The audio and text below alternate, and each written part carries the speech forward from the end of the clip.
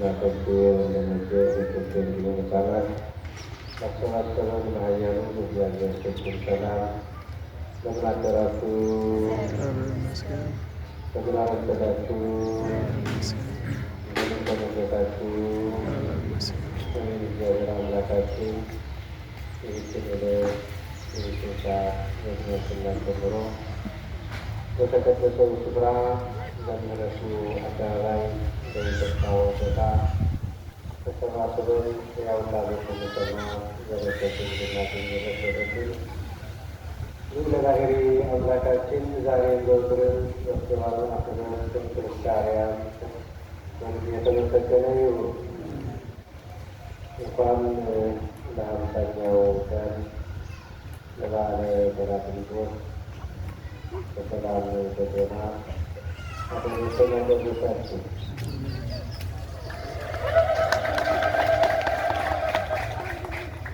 ዛሬ ዕለት የተከበረ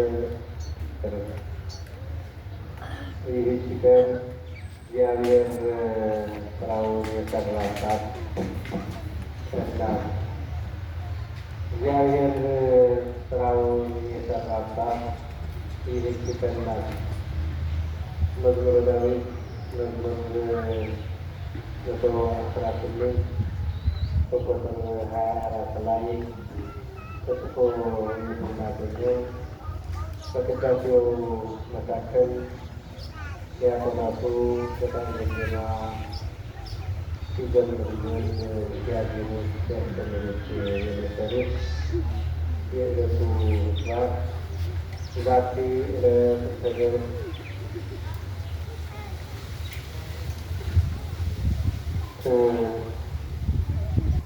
ይህች ቀን ናት ይላል። እግዚአብሔር ስራ ያሰራባቸው ቀኖች የሉም። እግዚአብሔር በዘፍጥረቱ ስንመለከተው እያንዳንዱ ቀኖች ስራ ተሰርቶባቸዋል።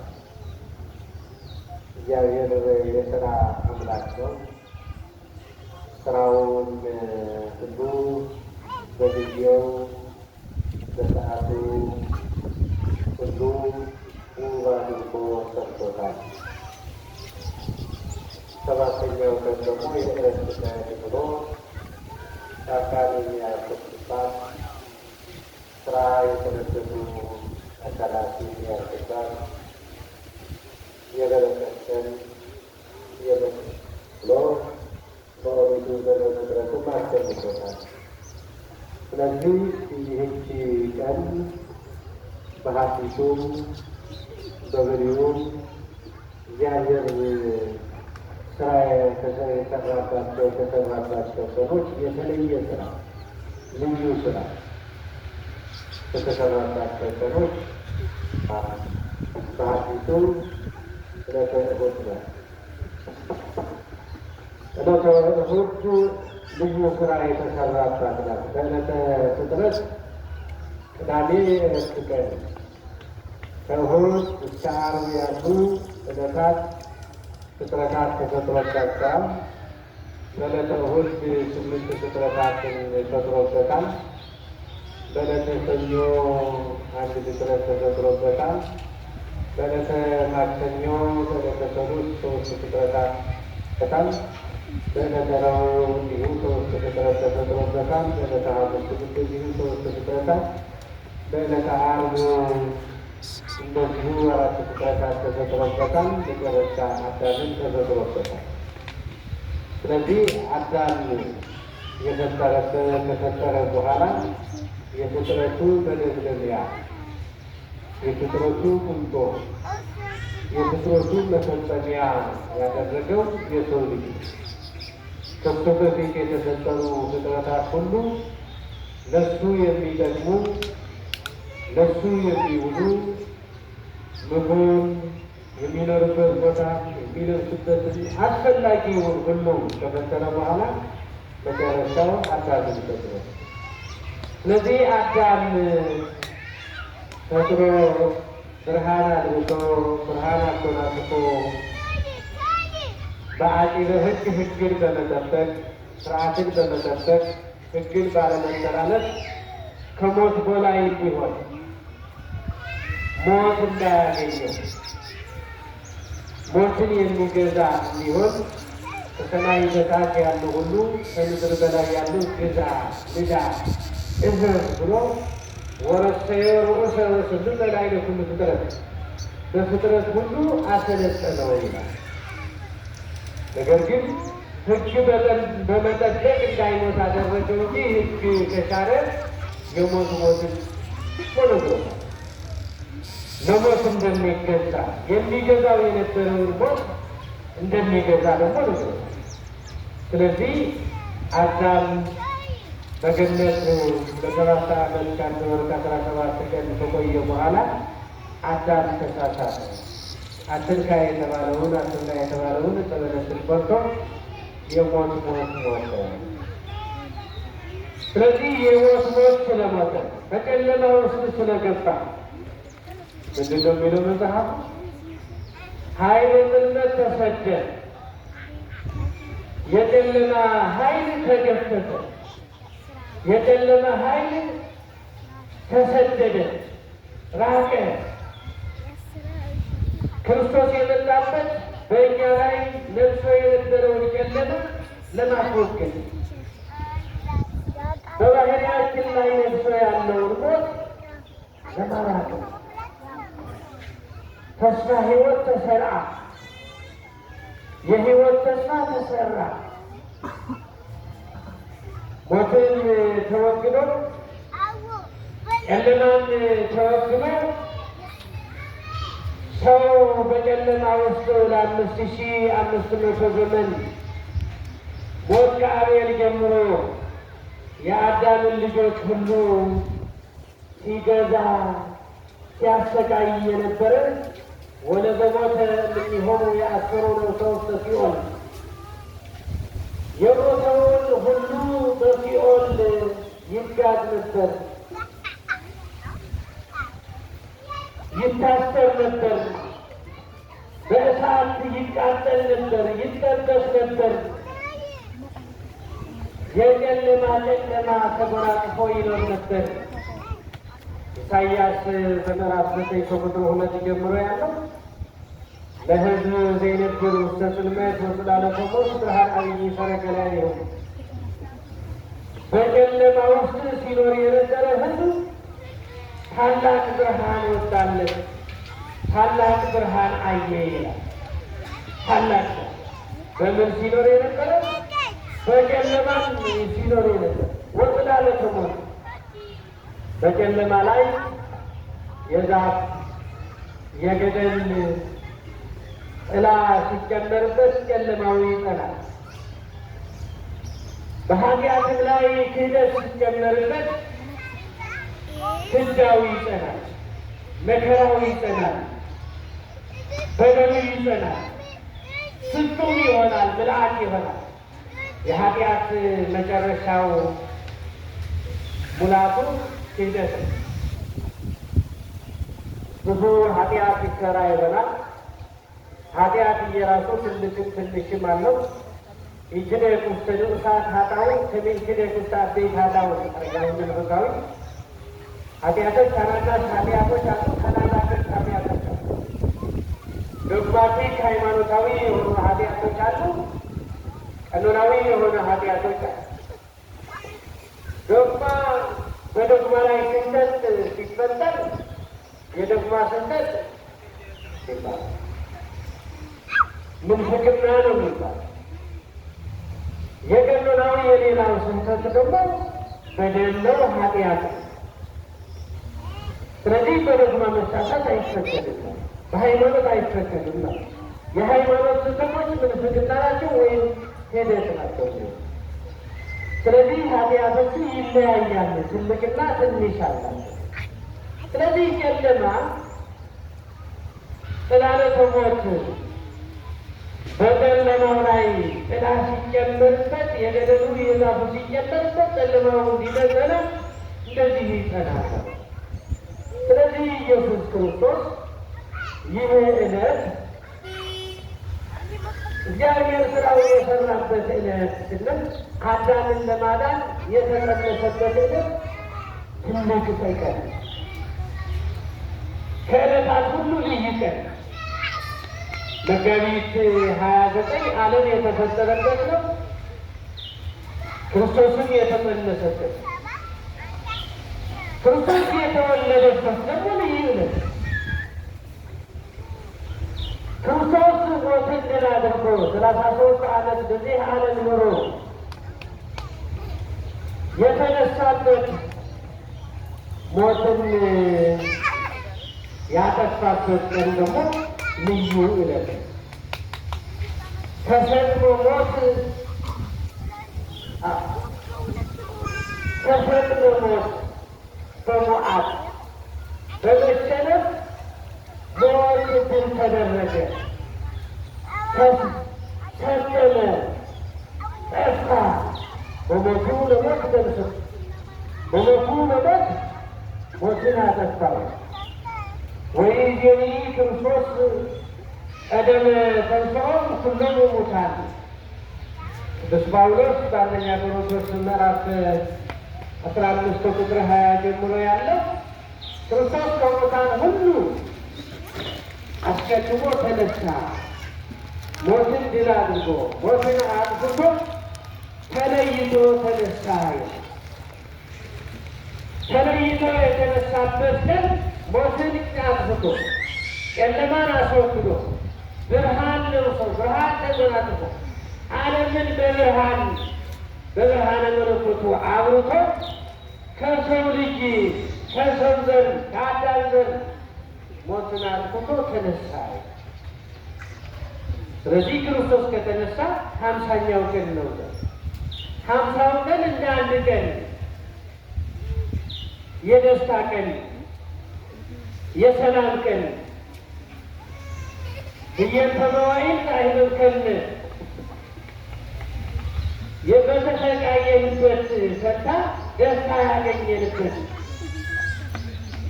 የ5500 ዘመን የመከራ ቀን ደስታውን ያጣጣምንበት ቀና ብለን ከፈጣሪያችን ጋር የተገናኘንበት ፈጣሪያችንን ያየንበት ሲነሳ ተነስቶ ለሐዋርያት ታየ፣ ለማርያም መግደላዊት ታየ።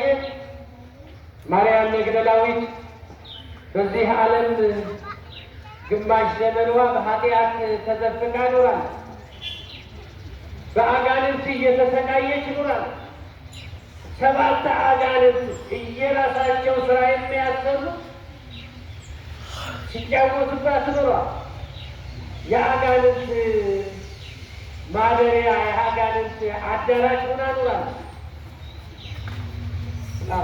የውሸት መንፈስ አንዱ የውሸት መንፈስ የሚያሰራ፣ የዝሙት መንፈስ የሚያሰራ፣ የትዕቢት መንፈስ የሚያሰራ፣ የትውዝፍት መንፈስ የሚያስጌጥ የተለያዩ መንፈሰ ቅንዓት፣ መንፈሰ ሐዘን፣ የምቀኝነት መንፈስ፣ የቅንዓት መንፈስ የሆኑ አጋንንት አድረውባት ነበር። በማርቆስ ወንጌል ምዕራፍ 16 ቁጥር 9 ላይ መጀመሪያ 7 አጋንንት ላወጣላት ታያት። የእግዚአብሔር ምሕረት ነበር። መጀመሪያ 7 አጋንንት ላወጣላት ታያት። ነገሩ ተለወጠ። በአጋንንት ተይዛ የነበረችው ታሪኳ ተለወጠ። ታሪኳ የተቀየረበት ብዙዎቻችን በኃጢአት ወድቀን ይሆናል። በድህነት አረንቋ ወድቀን ይሆናል። ከእግዚአብሔር ተለይተን ይሆናል። ዓለም ቀኑ ጨልሞብን ይሆናል። ለፍተን ወጥተን ወርደን አልሳካ ብሎን ይሆናል። ትምህርቱም ደክመን አልሳካ ብሎ፣ ትዳሩን ደክመን አልሳካ ብሎ፣ ስራውን ደክመን አልሳካ ብሎ ይሆናል። አንድ ቀን ግን ለውጥ ይሆናል። እግዚአብሔር የመረጣት ቀን ግን በእኛ ሕይወት ላይ የምንለወጥባት ግን ይኖራል። ተስፋ ለመቁረጥ ነው። ማርያም መግደላዊት ይህን ሁሉ ጊዜ ስትሰቃይ ብላ ከታሪኳ ተለወጠ። ሲስሟት የነበሩ፣ ሲሸሿት የነበሩ፣ ሲዘልፏት የነበሩ፣ ሲሰድቧት የነበሩ እነሱ ሁሉ በውጭ ቁመው እሷ ግን የክርስቶስ የትንሣኤው አውሳሪ ሆነ። የትንሣኤው አውሳሪ ሆነ። አስቀድማ ክርስቶስን አየች። በዮሐንስ ወንጌል ሌሊቱን ሁሉ ስትመላለስ አደረች ነው የሚለው። ወወህም ሰበት ምጽአተ ማርያም መግደላዊት እንዳሊሁ ጽልመት ወበጽሐት ኀበ መቃብር። ገና ጨለማ ሳለ ወደ መቃብሩ ስትመላለስ አደረች ይላል። መቃብሩ ባዶ እንደሆነ አየች። ምንም እንደሌለው አየች። ጌታዬን ወስደውታል፣ ወዴት እንደወሰዱት አላውቅም ብላ ለጴጥሮስ ነገረች። ሲሮጡ ሁሉ አዩ ባዶ እንደሆነ። እነሱ ተመልሰው አረጋግጠው ሲመለሱ እሷ ደግሞ እያለቀሰች ቆየች ይላል። ከቁጥር 11 ጀምሮ ደግሞ እያለቀሰች አዝላ ተክዛ እያለቀሰች ቆየች። ከዛ በኋላ ግን ሁለት መላእክት ታያቸው። የሚያረጋጉ የሚያጽናኑ። አንቺ ሴት ምን ያስለቅስሻል? ምን ያሳዝንሻል? ጌታዬን ወስደውታል፣ ወዴት እንደወሰዱትም አላውቅም እያለች ስታለቅስ እንዲህ ስትል ደግሞ የምትፈልገውን አካል ትሟል። ጌታችን መድኃኒታችን ኢየሱስ ክርስቶስ ማርያም ሆይ ለምን ታዝኛለሽ አላት። ክብር ምስጋና ለአምላካችን ይሁን። ለምን ታለቅሻለሽ አላት። ረቡኒ ይህ ነው። ስለዚህ ቀኑ ይቀየራል። እግዚአብሔር ስራው የሚሰራባት ቀን መልካም ቀን በሕይወታችን ከእግዚአብሔር ጋር የምንገናኝባት፣ ከወደቅንበት ኃጢአት የምንነሳባት፣ ከኀፍረት የምንላቀቅባት፣ ለእግዚአብሔር የምንሆንባት ቀን ትኖራለች። ወደ ንስሐ የምንመጣባት እግዚአብሔር የሚወዳት ቀን። ይህም ማርያም መግደላዊት በተስፋ ስትሰደብ የነበረች፣ ሰዎች ሲሸሿት የነበረች፣ እግዚአብሔር ግን አቀረባት። እግዚአብሔር ግን ማደሪያ አደረጋት። ከአጋንንት ማደሪያነት ተላቀቀች። ስለዚህ ዕለተ እኪት አለች፣ ዕለተ ሬት አለች። የክፉ ቀን አለች፣ መልካም ቀን አለች። ዕለተ እኪት ወእግረሃት ሁሉ ይታኩሉ። ክፉ ሰውና ክፉ ቀን አብረው ይጠፋሉ። ክፉ ቀኑ ክፉ የሚያደርገው ሰው፣ ክፉ ቀንና ክፉ ሰው አብረው ይጠፋሉ።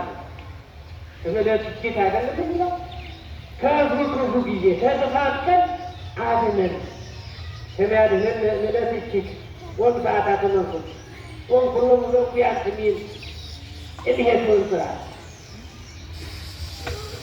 ከሚያድነን ዕለተ እኪት ከዕለተ እኪት ከክፉ ቀን ያድነን ዘንድ ወኩሎ ዘኪያት ሚል ክፉዎች ከሚመኙት ምኞት ሰዎች ያንን ጠፋ ምኞት ሊኖራቸው ይችላል። ሰዎች ለሰዎች ጥፋት የሚሆኑበት፣ ሰዎች ለሰዎች ሞታቸው የሚመኙበት፣ መቃብራቸው የሚመኙበት፣ መሰደዳቸው፣ መደሄታቸው፣ መውደቃቸው፣ መታመማቸው፣ ማፈራቸው የሚመኙበት ሊኖር ይችላል። ከዚህ አድነን ነው። ከዚህ አድነን ያጋንንት ከሚሰለጥንበት ቀን ከሚሰለጥንበት ሰዓት አድነን። ስለዚህ የተወደዳችሁና የተከበራችሁ ይህ ቀን ለሐዋርያት ለአባቶቻችን ሐዋርያት ልዩ ቀን፣ መንፈስ ቅዱስ የወረደበት ቀን፣ በሰው ላይ ዓለም የተቀደሰችበት ቀን፣ መንፈስ ቅዱስ የወረደበት ቀን፣ ሐዋርያት ፈራሃን የነበሩ ጨካኞች የሆኑበት፣ በስቅለቱ ሐዋርያት ሁሉ ራሴን አውጭኝ እግሬን አውጭኝ ብለው ሁሉም ሰጡ ነው። ሁሉም ሰጡ። እረኛው ሲያዝ ደቀ መዛሙርቱ ሁሉ ሰጡ። ከዚህ በኋላ ግን መንፈስ ቅዱስ ካደረባቸው መንፈስ ቅዱስ አላገኙ አንዱ ቅዱስ ጴጥሮስ ነው እንግዲህ ለእነ ኩለሙ ኩልከ አንተ እየከደተ መሙት ምስሌከ ሁሉ እንዲክዱ ሁሉ ያልክድህ ከአንተ ጋር እሞታለሁ ሞተህን አደርጋለሁ አንተ በሞትኩበት እሞታለሁ ብሎ ሲፈክር ነበር። ዶሮ እሳቸው 3 ጊዜ ትክደኛለህ አለ። ያው ተፈጸመ ቃል። ኋላ ግን ተመለሰ ንስሐ ገባ። ኋላ ግን በሮማ አደባባይ በኔሮን ንጉሥ ፊት ለሞት ሊሰየፍ ለስቅላት ተይዞ ስቀሉ ተብሎ የሞት ፍርድ ሲፈረድበት ቅዱስ ጴጥሮስ ሞትን አላሳሰበም። ስለ ሞት ለምን እሞታለሁ ብሎ አልተጨነቀም። ስለ ሞት አላሰበም፣ አልፈራም። እሱ ያሳሰበው እንደ ፈጣሪው ችግር እንዳይቸገር ብቻ ቁልቁል እንደ ፈጣሪዬ ትዕቢት ይሆንብኛል፣ መስተካከል ይሆንብኛል፣ እኩል ይሆንብኛል፣ ራሴን ዘጥብቃችሁ ስቀሉኛል ሲፈራ አይነበር ያካኖች በአይምሮ ገለሞቱ መንፈስ ቅዱስ ሲኖራበት ፍርሃት ይጠፋል፣ ጭንቀት ይጠፋል። የመንፈስ ቅዱስ ማደሪያ ስንሆን በውስጣችን ደስታ ይሞላል፣ መንፈሳዊ ሀሴት ይሞላል። መንፈስ ቅዱስ ገንዘብ እናደርጋለን። አዲስ ምስጢር ተናገሩ፣ የምስጢር ሰዎች ሆኑ። ኤልሳቤጥ መንፈስ ቅዱስ ሞላባትና ተናገረ። የጌታዬ እናት ወደ እኔ ልትመጪ ደስ ይለኛል። በሴቶች ሁሉ ተለይ የተባረከች ነች። የማኅፀንሽ ፍሬም የተባረከ ነው። ገና እኮ ነው ይለት ድንግል ማርያም ጌታን እንደምትወልድ ተገለጸላት። መንፈስ ቅዱስ ስለሞላት መንፈስ ቅዱስ የሞላበት ሰው ምስጢር ይናገራል። የእግዚአብሔር ማደሪያ ነው። ሐዋርያቱ መንፈስ ቅዱስ ተሞላባቸው፣ በአዲስ ቋንቋ ተናገሩ። በአዲስ ቋንቋ ተናገሩ። አንዱ ቋንቋ ሲያምኑ የነበረው 71 ቋንቋ ተቀበሉላቸው። ከነበራቸው 71 ቋንቋ ከነበራቸው አንድ ቋንቋ 72 ቋንቋ ሆነላቸው። ይህ ቋንቋ ግን በዘመናችን ልሳን እንናገራለን እናውቃለን ብለው እንደሚናገሩ አይደለም። ሰሚ የሌለው ስርዓተ ፊደል የሌለው በየሀገሩ ሲሄዱ አስተርጓሚ እንዳያስፈልጋቸው ለሕዝቡ እንዲያስተምሩ በየሄዱበት ሁሉ እንዲግባቡበት መግባቢያ እንዲሆናቸው ለስብከተ ወንጌል የመንግስቱ ወንጌልን ለማዳረስ መሰናከል እንዳይሆናባቸው ቋንቋ ለማወቃቸው ትጥቅ ታጠቁ እንጂ የሚናገር ሕዝብ ያለበት እዛ የነበሩት እንደ ፍጥረትን ጳርቴ ወሜት ወይ ላምጬ እኛ የጳርቴ የላምጬ የሚሄድ የሮሜ የእስያ የባልቶን የግብፅ የአረብ ስንሆን እንዴት በእኛ ቋንቋ ይናገራሉ ብሎ ነው። ተናጋሪ ያለው ተናጋሪ ያሌለው ቋንቋ እግዚአብሔር ተናጋሪ የሌለው ማለት ከማን ጋር ሊነጋገሩ ከማን ጋር ሊግባባቸው ስርዓተ ፊደል የሌለው ዘይቤ የሌለው እግዚአብሔር። ስለዚህ ይህንን የሚያስረዳ ዛሬ በዓለ ሀምሳውን ቀን ስንበላ ስንጠጣ የደስታ ጊዜ የሚዳሩትን ስንድር የሰርግ ጊዜ፣ የሽርነት ጊዜ፣ የግብረ ሰላም ጊዜ፣ የሰላም ጊዜ ያሳልፍን። ከዚህ በኋላ ደግሞ የጾም ጊዜ ነው፣ የንስሐ ጊዜ ነው። ንስሐ የምንገባበት ጾም የምንይዝበት ጊዜ ነው። ከኔ በኋላ ምንድን ነው? እንኳን ለጾም አደረሳችሁ። ለጾም ማለት ሌላ ለፍስክ ነው እንጂ ለጾም ሊሆን የሚላለን አንድና እልል ብለዋል። ግን ማን ይቀበላቸዋል? ጾም ነዋል። ጾም እኮ ብዙዎቻችን የምንቆጥረው ቅጣት ነው። አይደለም መቅጫ ያደርገንኛል። ግን ጾም የበረከት ዋጋ የምንቀበልበት ከእግዚአብሔር ጋር የምንገናኝበት እንጂ መቅጫ አይደለም። ኃጢአታችንን የምናራግፍበት ለስጋችን ለነፍሳችን የምናስገዛበት ንጽሕናን ቅድስናን ገንዘብ የምናደርግበት ዋጋ ለመቀበል እርዳታ የሚሰጥበት ብሎ ግጃለ። ስለዚህ ይህ መቅጫ ነው። ስለዚህ ይሄ ጾም እኩሎቹ የተለያየ ስም ይሰጠዋል። ማን ነው የሚጠራው? የማን ነው ጾም? ይህችን ተናግሬ ልቀር። የማን ነው ጾም? የማን ጾም? የመነኮሳት ነው?